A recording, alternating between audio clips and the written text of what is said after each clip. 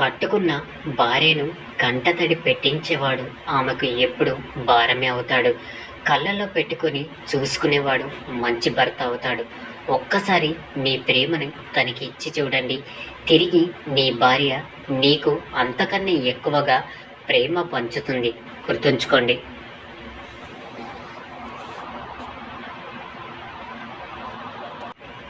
పుట్టింట్లో అమ్మా నాన్నతో ఉన్నప్పుడు ఎంతో గారాబంగా పెరుగుతూ చిన్న దెబ్బ తగిలిన అరిచి గోల చేసే కూతురు ఈ రోజుల్లో అత్తింట్లో చెయ్యి కాల్చుకొని వారి మాటలు తూటాలతో మనసులు ఎంత బాధ ఉన్నా కనీసం తల్లిదండ్రులతో కూడా చెప్పకుండా అన్నీ ఓర్చుకుంటున్న కూతుర్లు ఎందరో కాదంటారా? అందరూ అంటూ ఉంటారు, మీకు ఎలా మాట్లాడాలో తెలియకపోయినా పర్వాలేదు, కానీ మనసులో ఒకటి పెట్టుకొని బయటికి మాత్రం ఇంకోలా ప్రవర్తించే గుణాన్ని కలిగి ఉండకని. అవునా? కానీ ప్రజలందరికీ తాత్కాలికమైన తీయని మాటలే నచ్చుతూ ఉంటాయి. అవస్థకమైన నటనే నచ్చుతుంది. ఇక అందరూ దాన్నే ప్రశంసిస్తారు కూడా. అందరూ దానికే ముగ్గులవుతారు కూడా. అవునా? ఈ ప్రపంచంలో ముఖ్యంగా ఈ కాలంలో నిజానికి ఇంకా నిక్కచ్చితిగా ఉండే మనుషులకు విలువే లేదు. నిజాయితీగా ఉండేవాడు మూర్ఖుడు. ఇక నిక్కచ్చితిగా ఉండేవాడు నిష్ఠురుడు. అబద్ధాలు ఆడేవాడు ఆత్మబంధువు. నటించేవాడే నారాయణుడు అన్నట్లుగా నడుస్తుంది ఈ లోకం. అవునా? కానీ అబద్ధాలు ఆడేవాడు అమాయకులను మోసం చేయవచ్చు, కానీ ఆ ఆది పురుషుని కళ్ళు కప్పి మాత్రం ఎప్పటికీ జీవించలేడు. ఇక నటించేవాడిని నారుడు క్షమించవచ్చు, నారాయణుడు కూడా క్షమించవచ్చు, కానీ కర్మ మాత్రం ఎప్పటికీ క్షమించదు. ఎందుకంటే ఆ కర్మకు నారాయణుడే కట్టుబడి ఉంటాడు. కాబట్టి అర్థమైందనుకుంటా. పురుషులు సత్యం ఏమిటో తెలుసుకోవడానికి తపిస్తూనే ఉంటారు, ఎప్పుడు ప్రయత్నిస్తూనే ఉంటారు. వారికి వారి యొక్క జన్మతన్నే సత్యం ఏమిటో తెలుసుకోవాలని జిజ్ఞాస ఉంటుంది. మరి అయితే ఆ కోరికను వాళ్ళు ఎలా తీర్చుకోగలుగుతారు?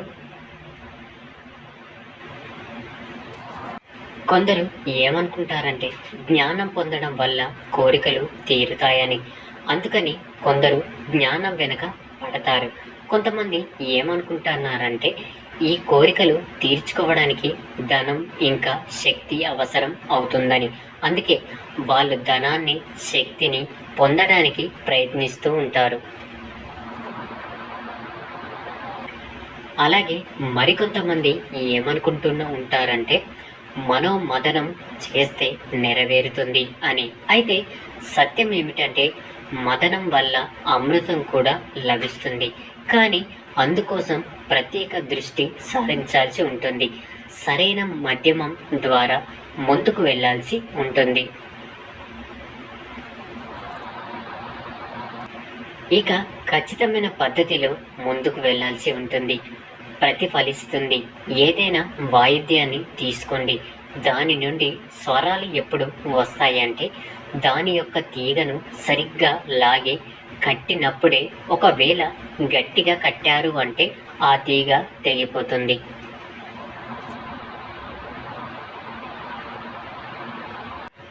ఇక అదే బాగా వదులుగా కట్టారు అంటే దాని నుంచి సరైన పద్ధతిలో స్వరాలు పలకవు. ఒక అత్యంత మహత్తరమైన విషయాన్ని గుర్తుపెట్టుకోండి. సత్యాన్ని పొందాలి అంటే ఉండాల్సిన ప్రాథమిక ఆధారం నిబద్ధత. ఈ నిబద్ధతను జీవితంలో అలవర్చుకుంటే సత్యం అనేది స్వయంగా దానంతట అదే మీ దగ్గరకు వస్తుంది. అప్పుడే ఈ మనసు ప్రశాంతంగా జీవిస్తుంది. ఎదుటివారు మనకు ఇచ్చే సమయాన్ని బట్టి మన విలువ అర్థమైపోతుంది. మనం వాళ్ళ దృష్టిలో ఎక్కడ ఉన్నాము అనేది అందుకో మనకు విలువ ఇవ్వని మనుషుల దగ్గరికి అలాగే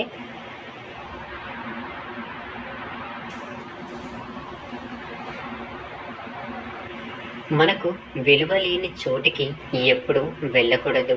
అక్కడే మన ఆత్మగౌరవం దెబ్బతింటుంది. ఈ ప్రపంచంలోనే మనకు ఎవ్వరు కూడా విలువ ఇవ్వట్లేదు అనిపిస్తూ ఉంటుంది.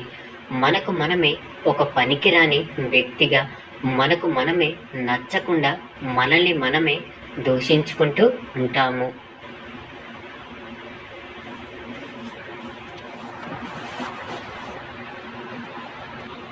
ఇక మనిషికి ఆత్మగౌరవం దెబ్బతిన్నప్పుడు హృదయంలో ఒక అగ్నిజ్వాల రగులుతుంది. ఇక ఆ అగ్నిజ్వాలలో మనసులో ఉన్న మంచితనం తగలబడిపోతుంది. అవునా? కానీ మీ విలువేంటో మీకు అర్థమయ్యేది మిమ్మల్ని ప్రేమించే వారికి, మిమ్మల్ని గౌరవించే వారికి, నిన్ను నిండుగా ఇష్టపడే వారికి సమయాన్ని ఇచ్చినప్పుడే అర్థమవుతుంది. నీ విలువ ఏమిటి అన్నది అర్థమైంది అనుకుంటా. ఏదో తెలియని భయం, ఆ భయం వెనుక బాధ్యతలు, ఆ బాధ్యతల వెనుక కొన్ని బంధాలు, మనం ఏదో సాధిస్తాము అని ఎదురు చూస్తున్న వారి నమ్మకాలు, ఇక ఏం చెయ్యాలో అర్థం కాని జీవితం.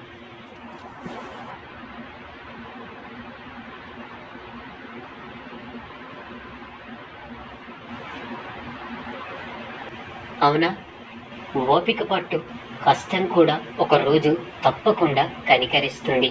నీకు ఇష్టమైనవన్నీ కూడా నీ దగ్గరికి చేరుస్తుంది.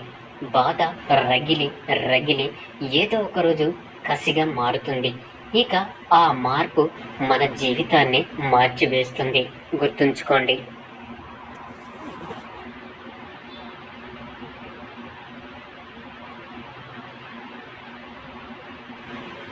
రావణ రాజ్యంలో ఉండి కూడా విభీషణుడు చెడిపోలేదు. ఇక రామరాజ్యంలో ఉండి కూడా కైకేయి బాగుపడలేదు. అందుకే మనం ఎక్కడ ఉన్నాం అనేది ముఖ్యం కాదు, మన స్వభావాన్ని ఎలా ఉంచుకున్నాం అనేదే ఎంతో ముఖ్యమైనది. అర్థమైందనుకుంటా.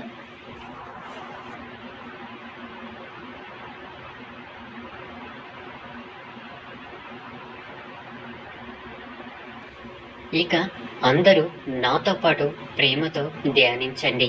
రాధాకృష్ణ, రాధాకృష్ణ, రాధాకృష్ణ.